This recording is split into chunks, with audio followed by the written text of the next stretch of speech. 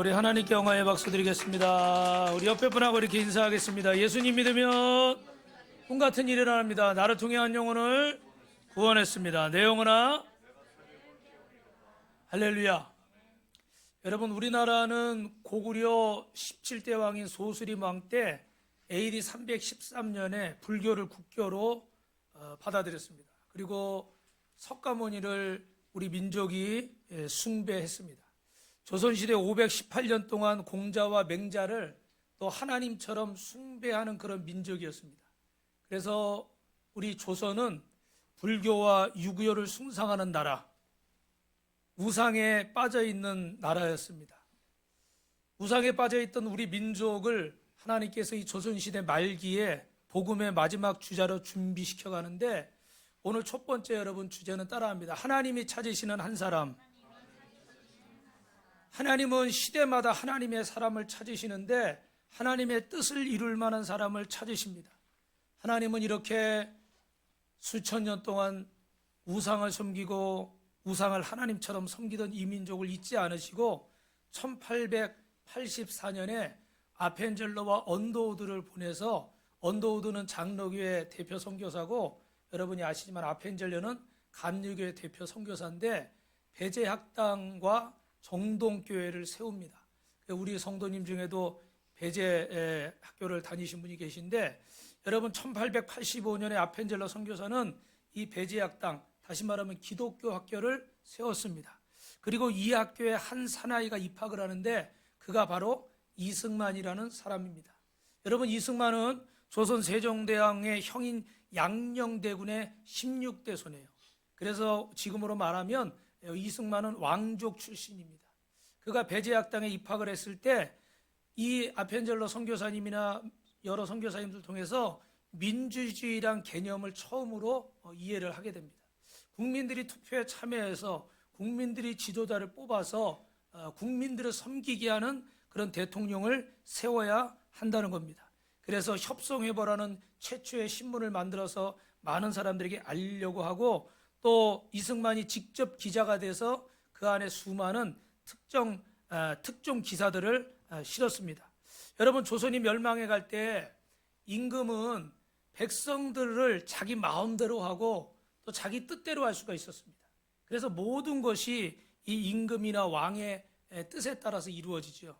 그래서 여러분, 마지막에 고종 황제를 향해서 이렇게 청년 이승만이 민주주의를 위해서 투쟁을 하게 되는데, 독립협회 또 연설가로 나서서 활동을 하고 이러면서 여러분, 어떨 때는 그 한 10,000명이 모이는 큰 그런 집회를 하기도 했다고 그럽니다. 그런데 이제 고종이라 할지라도, 임금이라 할지라도 법을 지켜야 된다, 법 앞에서는 다 똑같다, 평등하다, 이렇게 주장을 하고 나니까 여러분 어떻게 해요?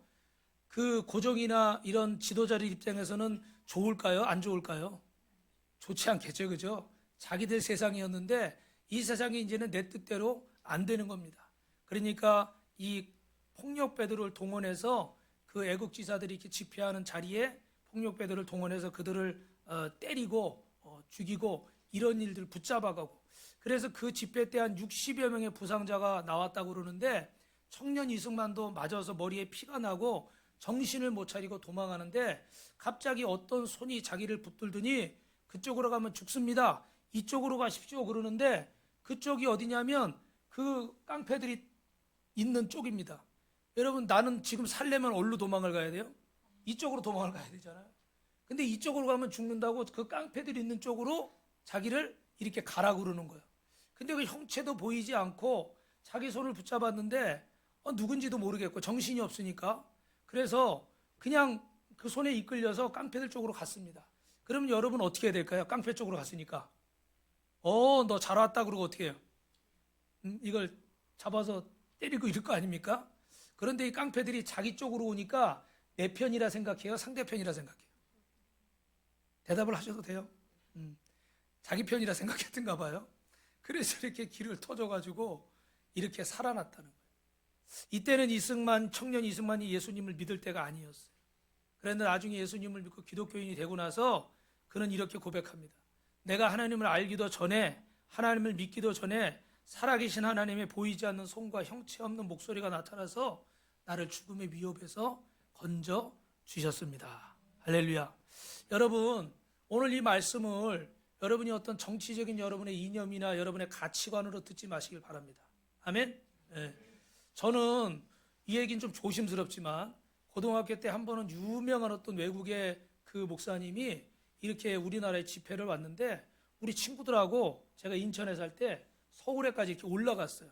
학교 운동장에서 많은 사람들이 모여서 집회를 하고 그분이 안수를 해주겠다는 거예요. 일전에 한번 말씀드렸지만, 그래서 그분은 연세가 많아서 의자에 기대가지고 손만 이렇게 안수를 하는데 사람들이 한 명씩 지나가면서 안수를 받는데 줄이 끝이 없어요. 저도 제 친구들하고 함께 이렇게 서 있었는데 서 있으니까 그냥 있을 수 없으니까 어떻게 해요? 기도를 하게 되겠죠, 그죠? 눈을 감고. 근데 갑자기 제가 분명히 눈을 감았는데 어떤 손이 나타나서 제 머리를 탁 짚더니 싹 손이 사라지는 거예요. 그래서 저는 이제 고등학생 때니까 이 친구들이 장난한 줄 알고 눈을 뜨고, 야, 장난하지 마, 이런 거 있잖아요. 친구들끼리 이씨 막 이런 거 있잖아요. 그래서 애들이 당황해가지고 나 안 했어, 나 안 했어 그러는데 그게 그 장난칠 분위기는 아니었거든요. 이 표정들을 보니까 거짓말은 아닌 것 같아요. 근데 순간 제 마음속에 어리지만 어떤 생각이 드냐면, 내가 이렇게 사모하니까 주님이 나를 안수하셨구나. 할렐루야. 근데 저는 눈을 감았는데 그 큰 손이 저를 탁 짚고 지나가는 거를 제가 분명히 봤거든요. 이런 얘기를 하면 저분이 좀 이상한 사람 아닌가 또 이렇게 볼 수도 있겠지만 저는 그런 체험이 있어요. 그래서 저는 더 이상 주를 기다리지 않았습니다. 왜? 저는 이미 주님께 안수를 받았으니까. 할렐루야. 여러분, 주님께서 여러분을 이 시간에 만나주시고 안수해 주실 줄 믿습니다. 아멘. 말씀으로 만나주시는 거예요. 그래서 이걸 말씀으로 들어야지 사람의 가치관이나 이념이라고 생각으로 받으면은 사람의 성향에 따라서 이게 나눠지겠죠. 우리는 예수 안에서 하나가 돼야 되기 때문에 저는 이 말씀을 믿습니다. 할렐루야. 여러분, 이승만은 글도 잘 쓰고 연설도 잘하고 난투구까지 여러 나라 위에 싸웠다고 그럽니다. 그런데 그때 당시 고종은 많은 그 러시아나 프랑스나 일본이나 열강들이 우리나라의 막 기득권들을 어떤 투자 이런 것들을 다 가져가면서 우리나라가 점점점 어려워지게 됐죠. 나라는 망하는 길로 가게 되고 백성들은 무슨 죄가 있는지 할머니 할아버지들이 강제징용에 끌려가고 탄광에 가서 강제 노동을 하고 여인들은 위안부로 끌려가서 성폭행을 당하고 나라가 망하면 개인이 아무리 유능하고 똑똑해도 비참한 거예요. 그래서 이승만과 이 독립협회는 좀 과격했습니다. 나라를 살리고 백성을 보호하자고 좀 과격한 고종을 하야시키자, 새 나라를 만들자 이런 운동을 펼쳤어요. 그런데 고종이나 정치 지도자들 입장에서는 이것은 어떻게 돼요? 역적무의죠, 그죠? 역사가 지나고 나니까 우리가 그들을 애국자라 독립투사라 부르지만 그때 당시에는 그들을 볼 때 역적무의하는 사람들이죠. 고종을 쫓아내고 다른 사람을 세워야 되는데 이 민주주의를 하고 대통령제를 하지 않으면은 어떻게 돼요? 똑같은 사람이 또 악을 행할 수가 있잖아요. 그러니까 몇 년마다 한 번씩 국민들의 뜻을 물어서 지도자를 세우자. 그래서 1898년 이승만이 23살 때 그때 당시에 여러분 그 태극기를 만드신 박영효 선생님이라는 분을 이렇게 대통령으로 추대하려고 합니다. 그런데 이 일이 잘 됐을까요? 안 됐을까요? 여러분 이미 아시겠지만 이제 잘 되지를 않았죠. 그래서 이승만은 붙잡혀서 감옥에 가게 되는데 보통은 이렇게 역적무의를 하면은 삼족을 막 멸하잖아요, 그죠? 그러니까 그도 죽어야 되는데 그래도 왕족이라고 바로 죽이질 않고 한성 감옥이라는 데를 집어넣었어요. 그런데 여러분 이 한성 감옥에서 이승만은 하나님을 만나게 되는 줄로 믿습니다. 할렐루야. 그래서 하나님은 한 사람을 찾으시는데 어제 저는요 여러분 어떤 일이 있었냐면 그 노트북이 고장이 나서 고치러 갔는데 거리가 있으니까 그 기다리는데 한 3시간을 기다렸어요. 3시간을 기다리는데 이렇게 우리 딸이 뭐 쿠폰을 줘가지고 S벅스 그런 데 있잖아요. S벅스 뭔지 아시죠? 특정 상표를 제가 선정할 수 없기 때문에 그랬는데 그러고서 한 3시간을 기다렸다가 설교 준비를 하고 이러고서 딱 나오려고 주차 번호를 얘기하는데 직원이 여기는 주차가 안 된대. 저는 S벅스를 수십 번 갔지만 주차가 안 되는 곳은 한 번도 가본 적이 없어요. 그 의뢰이 주차가 되는 줄 알았더니 주차가 안 된다는 거예요. 황당해가지고 나올 수밖에 없죠. 계산하고 나오는데 3시간을 있었더니 12,000원이 나왔어요. 얼마나 혈압이 상승하려고 그러든지. 제가 어제 소은이한테 보자마자 소은아 12,000원이면 뭘 할 수 있냐 그랬더니 마라탕도 먹을 수 있고요. 음료수도 몇 잔 먹을 수 있고. 그러니까 이제 더 열이 나요. 너무 아깝잖아요, 그 돈이. 네. 그런데 제가 거기 있으면서 그 고쳐주는 그 사장님에게 내가 끝나면은 3분 브릿지로 복음을 전해야 되겠다. 이렇게 마음을 딱 먹고 있었어요. 그리고 딱 이제 가려고 그러는데 생각지 않은 일이 진짜 처음 있는 일이 생겨버리니까 제가 마음을 뺏길까요, 안 뺏길까요? 자연스럽게 뺏길 수밖에 없어요. 기분이 나쁘고 막 이러니까 전도하고 싶을까 안 하고 싶을까? 솔직히 지금 막 짜증이 나는데 막 그런 생각이 드는 거예요. 근데 그래도 하나님이 저를 훈련하셔서 이런 생각이 들어요. 내가 영혼을 구원하려고 하니까 이 원수마귀가 애들 말로 태클을 들어오는구나. 내 마음을 상하게 해서 이렇게 마음을 빼앗는구나. 이럴수록 내가 더 복음을 전해야 되겠다. 할렐루야. 제 마음을 금방 추스리고 12,000원? 뭐 있을 수도 있고 없을 수도 있는 돈이죠. 그죠? 감사합니다. 이제 영혼 구원하는데 12,000원 들었다고 그러면 싼 거예요, 비싼 거예요? 그건 엄청 싼 거죠. 12,000원 줘가지고 다 여기 성도로 세울 수 있으면요, 여기 1,000명도 10,000명도 올 수 있을 거예요. 아멘? 근데 영혼은 12,000원으로 되는 게 아니잖아요.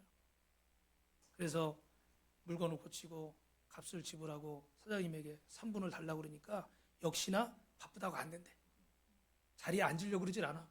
그래서 제가 막 해가지고 우리 언제 또 볼지 모르는데 잠깐이면 된다고.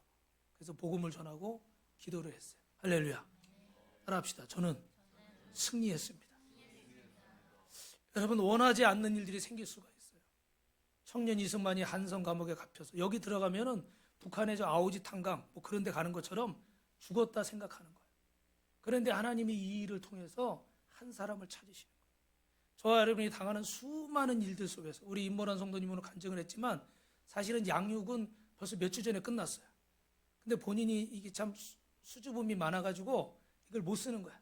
제가 펜을 들어야 쓴다고 그랬는데도 또 이렇게 얘기를 하면 울어요, 안 울어요? 울잖아.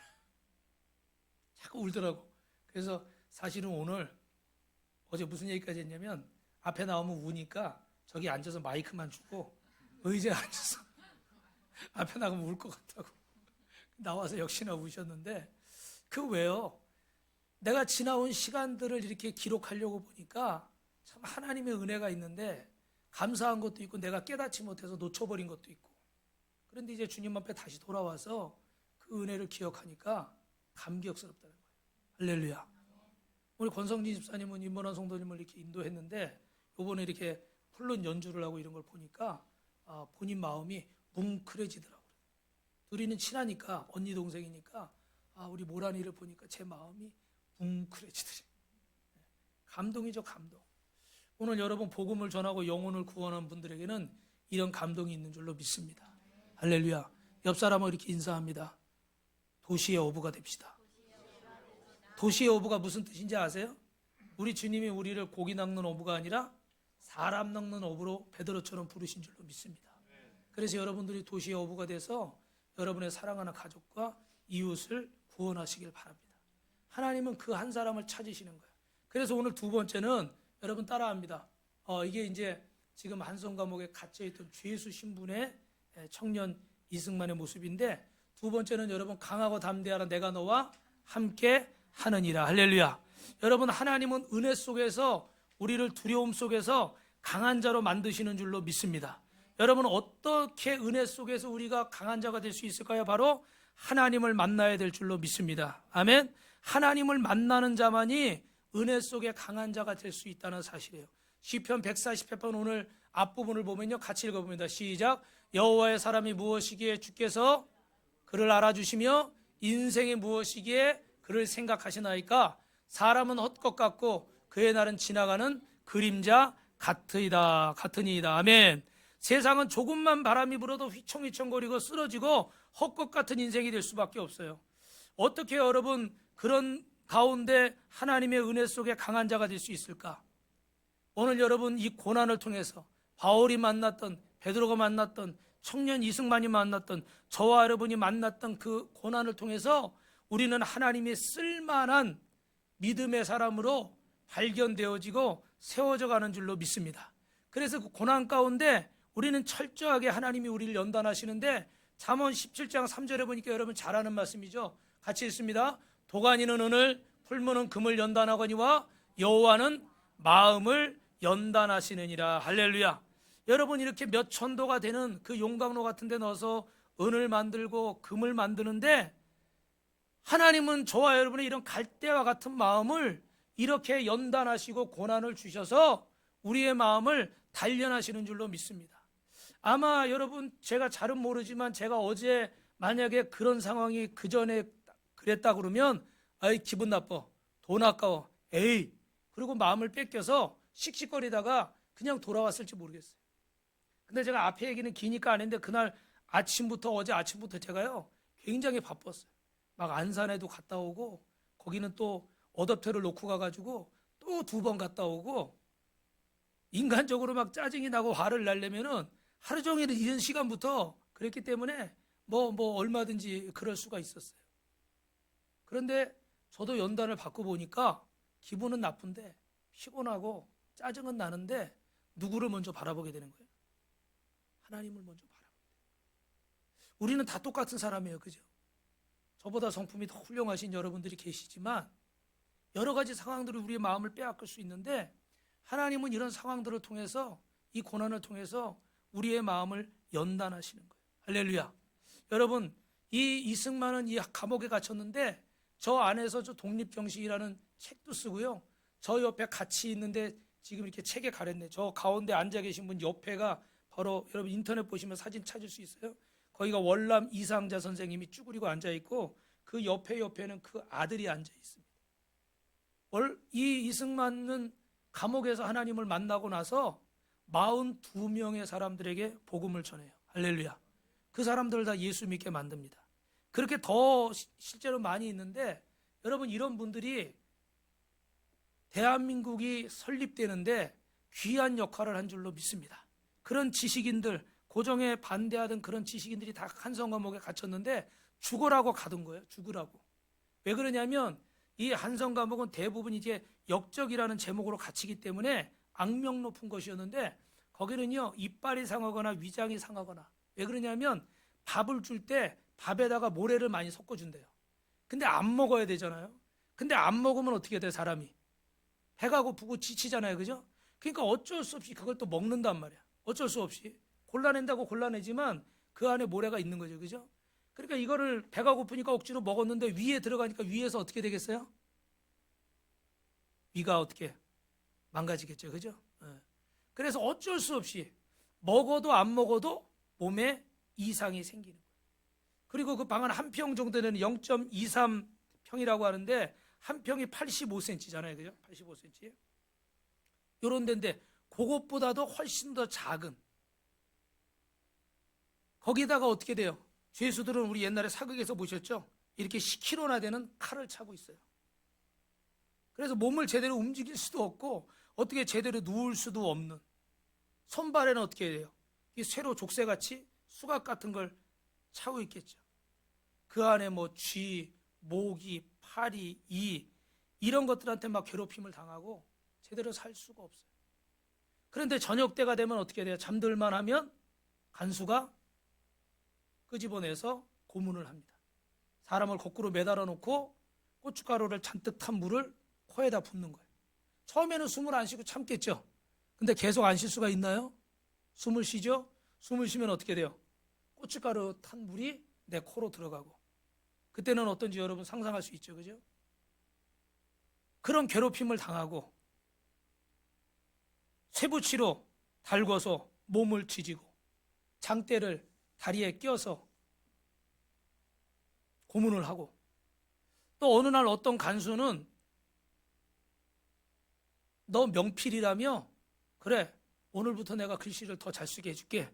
그리고는 어떻게 돼요? 손을 망치로 때리고. 그래가지고 이승만이 감옥에 나와서도 숟가락질 젓가락질 하는데 5년이 걸렸대요.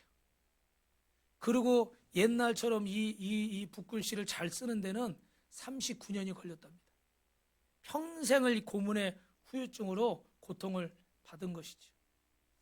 그는 젊을 때 배제학당 다닐 때 그 선교사님들 통해서 성경책 읽으라고 권면해도 반감이 생겨서 읽지 않았다고 그럽니다. 집에 가서 어머니한테는 세상에 새빨간 거짓말이 있어요. 유교 교리에 사람이 죽어서 귀신이 된다고 그러는데 조상 귀신이 명절 전날 후손이 차려놓은 제사장 받아먹게 되어 있는데, 그런데 예수가 죽었다가 다음날 살아났다는 거예요.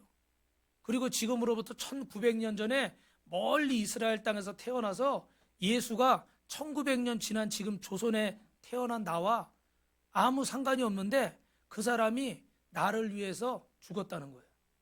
그래서 내가 그분을 믿으면 구원을 받는다는 거예요. 청년 이승만이 어머니한테 그렇게 얘기를 하는 거예요. 그 십자가가 믿어져요, 안 믿어져요?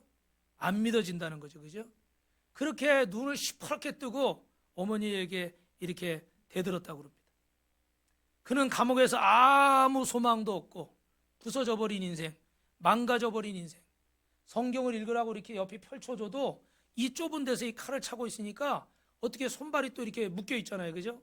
쇠고랑을 차고 있으니까 그거를 펴서 넘길 수도 없는 거예요. 그래서 하나를 펴주면 그냥 계속 그 페이지만 읽어야 될 정도로 그렇게 비참한 시간을 5년 이상을 가졌습니다. 그런데 중요한 것은 그 안에서 하나님을 만난 줄로 믿습니다. 여러분, 중요한 얘기예요. 내 자존심이 다 망가지고 내가 기대했던 것들이 다 짓밟히고 이제는 정말 아무것도 아니라고 생각하는 그런 순간에 주님을 만나는 거예요. 여러분, 마태복음 27장 27절부터 32절까지 우리 한번 같이 읽습니다.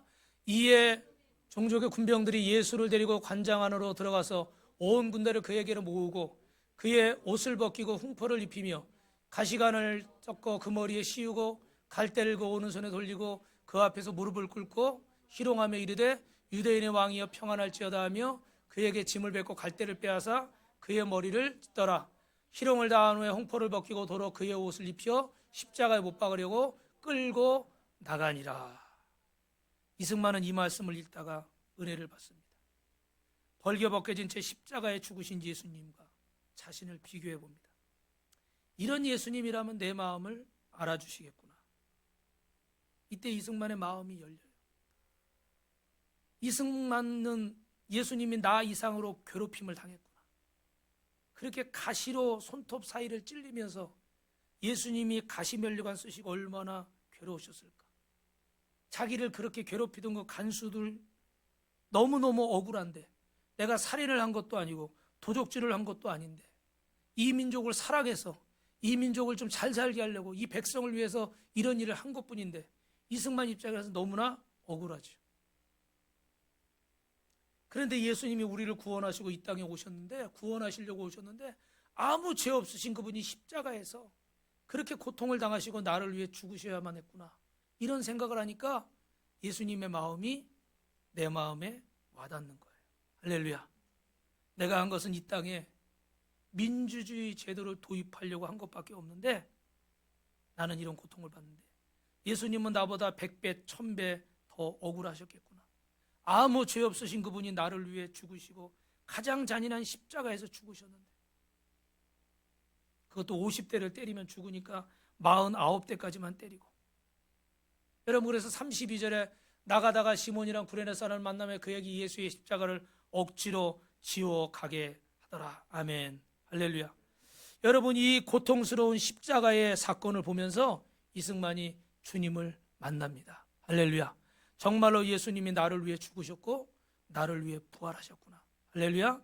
그래서 1899년 1월 30일 이승만은 이렇게 고백합니다. 나는 평생 처음으로 감옥에서 기도를 했다. 할렐루야. 1899년 1월 30일 날 그는 처음으로 주님 앞에 기도를 했습니다. 여러분, 이 정치인 이승만에 대해서는 잘못한 것도 있고 잘한 것도 있습니다.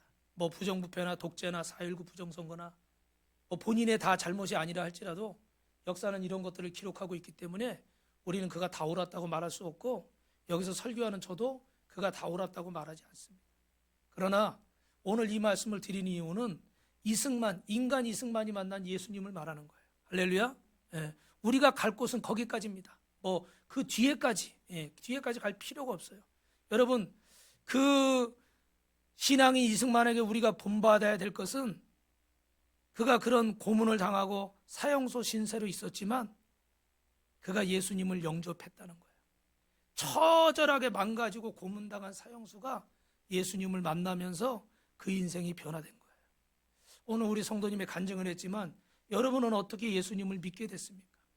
부모님 손을 잡고, 아니면 친구 손을 잡고, 아니면 내 인생의 어떤 질병의 문제, 아니면 여러 가지 문제 때문에 주님을 만나신 분들이 있을 겁니다. 여러분, 똑같이 예수님을 믿는데 은혜의 깊이가 달라요. 왜 그럴까요? 내 인생이 철저히 벌어졌을 때, 절망과 죽음 가운데 있을 때 예수님을 만난 사람은 예수님이 전부인 거예요. 이해하셨어요? 그런데 내가 아직 간절하게, 우리 임원원 성도님은 중요한 얘기를 하셨는데, 내가 간절한 것이 아니라 그냥 내 어머니의 손길을 따라서 자연스럽게 이런 것들을 접했는데, 그때 나는 너무 어리고 내 안에 그런 간절함이 없었기 때문에 어느 순간에 세상을 살다 보니까 놓쳐버리고 잊어버린 거예요. 우리가 그럴 수 있어요. 여러분, 정말 저와 여러분이 은혜 속에서 강한 자가 되기를 축원합니다. 그러려면 어떻게 돼요? 고난 속에서 누구를 만나야 돼요? 주님을 만나야 돼요. 여러분, 오해하지 마세요.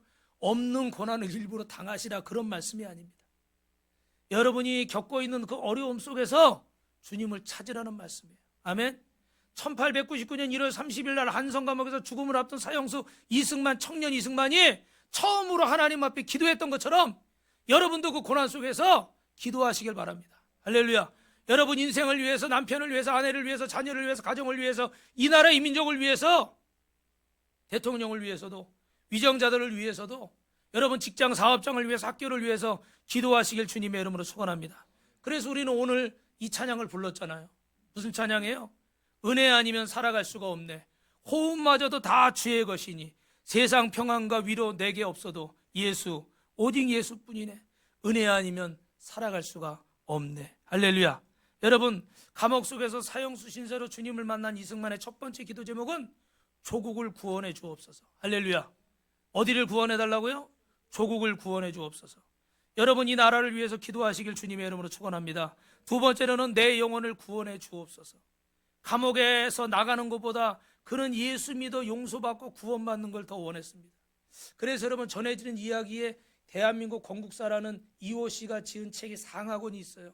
여러분, 우리 교회도 있는데 필요하면 읽으십시오. 우리 독서 나눔에서 그 전에 필독서를 읽은 적이 있는데, 거기 보면 월남 이상재 선생님은 감옥에서 이승만을 통해서 예수님을 영접하고 나서 감옥에 나와서 제일 먼저 한 일이 뭔지 아십니까? 그 집안에 있던 노비들이 있죠, 그죠? 노비 문서를 다 불태웠습니다. 다 찢어버리고, 그리고 자기의 재산을 나눠서 그들에게 하나씩 나눠줬어요. 그럼 뭐라고 얘기했는지 아십니까? 내가 예수님을 믿기 전에, 예수님을 알기 전에 하나님 앞에서 사람은 공평하다는 사실을 내가 몰랐다. 근데 내가 예수를 믿고 나니까 우리 모두는 하나님 앞에서 공평하다. 여태까지 내가 당신들을 이렇게 부린 것을 용서해달라. 몰라서 그랬다. 그리고 자기 재산을 나눠서요, 이렇게 다 주는 거예요. 할렐루야. 할렐루야.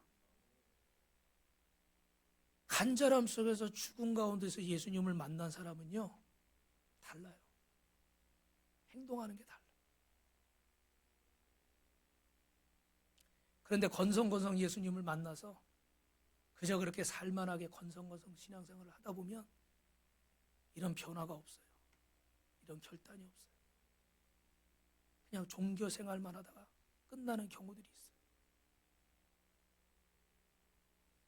여러분, 청년 이승만이 예수님을 믿기 전에 이 조선에 예수 믿는 인구가 약 40명이었다고 합니다. 몇 명이요? 40만 명이 아니에요. 40명이에요.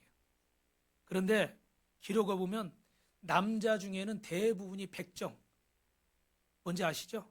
소잡고 이러는 사람, 아주 천한 직업으로 여겼잖아요. 여자 중에는 대부분이 기생. 그러니까 이렇게 정치인이나 지식인이나 이런 층에 있는 사람들은 예수님을 거부하던 때였다는 거예요.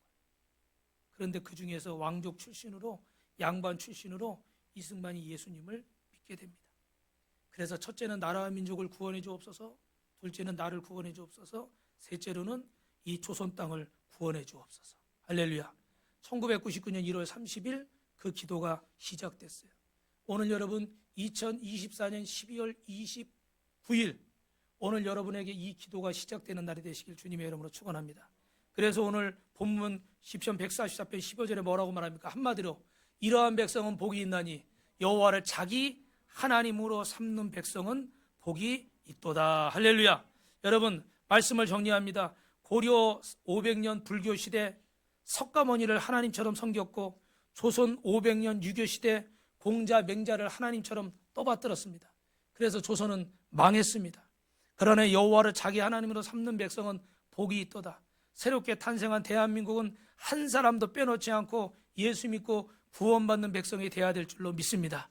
여러분 1899년 1월 30일 사형수 이승만의 가슴속에 민족 복음화의 꿈이 시작된 것처럼 오늘 저와 여러분 마음속에 이 꿈이 시작되시길 주님의 이름으로 축원합니다. 그래서 적게는 여러분 가족부터 적게는 여러분 주변의 모든 사람까지 우리 성도님들 중엔 기도 제목을 이렇게 송구영신 때 적으셨는데 여러분도 내일 모레 이제 31일 날 기도 제목을 적으시고 오늘 또 나눠드렸는데 거기 이런 제목을 적으셨어요. 나를 아는 모든 사람이 빛과 소금교회에 오게 하옵소서. 할렐루야. 제가 그 제목을 읽는 순간에 기분이 너무 좋아. 그분을 막 하와이 여행을 시켜드리고 싶어. 너무 감사한 거예요.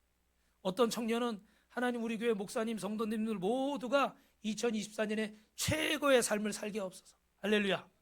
아니 자기 기도도 바쁜데 이렇게 교회를 위해서 성도를 위해서 기도하는 분들이 있어요. 오늘 저와 여러분이 다 그렇게 되시길 바랍니다. 그래서 마지막으로 여러분 이승만의 마지막 제목은 따라합니다. 대한민국을 기독교 국가로 세우다. 우리가 일평생 이제 한국인으로 살게 되는데 어느 나라를 가든 우리는 한국인입니다. 코리안입니다. 대한민국이 어떻게 건국되었는지 아십니까? 우리나라가 5,000년 동안 이런 군국주의, 이런 여러 가지 고통을 당했는데 당연히 왕이 다스리는 나라고 민주주의 국가가 될 수 없었습니다. 그러나 우리가 1948년 5월 10일 날 아마 우리 연세가 좀 있으신 분은 다 아실 거예요. 최초적 민주주의 선거를 통해서 198명의 국회의원들이 선출이 됐고 그들이 모여서 재헌국회 헌법을 제정하게 됩니다. 그때 초대 국회의장이 이승만이었죠. 그래서 이승만 이분이 연설을 하시는데 조선의 대한민국을 민주주의 시작을 알리는 역사적인 연설이 시작됩니다. 국회 속기록의 제1호 1면 첫 줄에 이렇게 기록되겠다고 그래요. 길고 유구한 역사 가운데 국회를 열게 되는 것은 사람의 힘과 능력으로 된 것이 아니고 오직 하나님의 은혜와 도우심으로 된 것입니다. 할렐루야. 우리나라는 이런 나라예요. 근데 이런 나라인데 이런 역사를 막 그냥 파묻어 버리려는 자들이 있습니다. 여러분 그러면서 여러분이 아시는 사건이죠. 이승만 그 초대 국회의장이 뭐라고 그래요? 이운영 의원님 앞으로 나오십시오. 이분은 정치1번과 종로에서 국회의원으로 당선된 남산교회 목사님이었죠. 새로 시작되는 대한민국을 위해서 기도해 주십시오. 그래서 이 이우영 의원이 처음으로 국회에서 기도를 하는데 무려 30분 동안 기도를 하셨대요. 설교보다 더 길어. 얼마나 하실 말이 많았겠어요. 얼마나 감격스럽겠어요. 그죠? 정말 꿈 같은 일이죠. 그래서 이렇게 기도를 하는데 감사한 것은 그때 대한민국 기독교가 인구가 1%도 채 안 될 때였답니다. 기록에 보면. 그런데 99%가 비기독교인인데 그 198명 국회의원이 한 명도 기도 너무 길게 한다고 고함치거나 소리 지는 사람이 손가락질 사람이 있을까요 없을까요? 한 명도 없다. 제 말이 의심스러우면 찾아보십시오. 그런데 지금은 어때요? 이 정도만 하면 다행이죠. 그렇죠? 정말 하나님 은혜예요. 대한민국에 제일 똑똑하다는 사람을 198명을 모아놨어요. 대부분이 그리스도인이 아닌데 거기서 의장부터 시작해서 목사님이 대표기도를 30분을 하는데 가만히 있겠어요? 근데 가만히 있더라는 거예요. 1848년 8월 10일 이승만이 대통령으로 선출돼서 대한민국 건국 초대 대통령으로 취임 선서라고 연설합니다. 민주국가는 헌법이 중요하기 때문에 헌법을 펴놓고 대통령 당선자는 헌법 위에 손을 얹는데, 나 아무개는 헌법을 수호하고 대통령 직무에 충실할 것을 7천만 국민 앞에 맹세합니다. 선서 내용은 비슷합니다. 그런데 그 대한민국이 열리던 그날 건국 대통령 이승만은 달랐습니다. 이승만은 헌법책을 펼치고 그 위에 성경책을 한 권 더 올려놨답니다. 그리고 이 성경책을 올려놓고서 그 앞에 기도를 했다고 그래요. 여러분, 오늘 이 이승만 한 사람 이야기를 저는 하려고 그러는 것이 아니라 대한민국이라는 나라가 이렇게 시작된 줄로 믿습니다. 이 민족이 이렇게 건국이 됐어요. 오늘 저와 여러분 이렇게 살게 됐어요. 할렐루야. 지금 저 임원원 성도님은 여러분을 먹여 살리려고 밥을 가지러 가는 거예요. 시켰는데 배달이 안 된다고 그래서.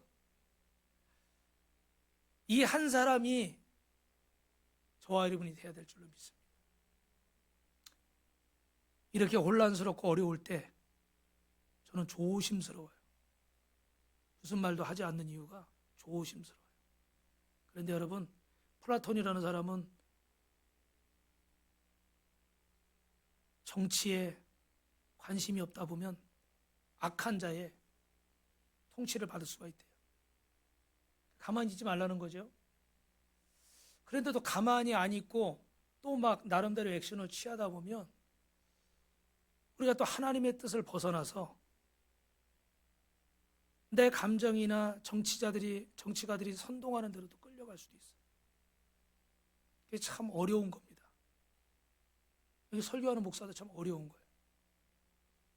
그러나 오늘 여러분이 이 대한민국이 어떻게 세워졌는가를 오늘 말씀을 통해서 깨닫고 하나님을 아는 민족이 복이 있는 줄로 믿습니다.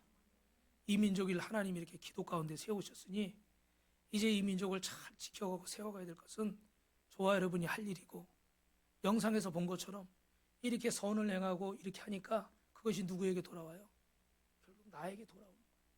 그래서 우리가 기도하고 여러분이 할 수 있는 일들을 열심히 해나가시면 하나님께서 반드시 이 민족을 마지막에 복음의 주자로 사용하실 줄 믿습니다. 바라기는 여러분 한 분 한 분이 오늘 하나님이 찾으시는 그 한 사람이 되시기를 주님의 이름으로 축원합니다.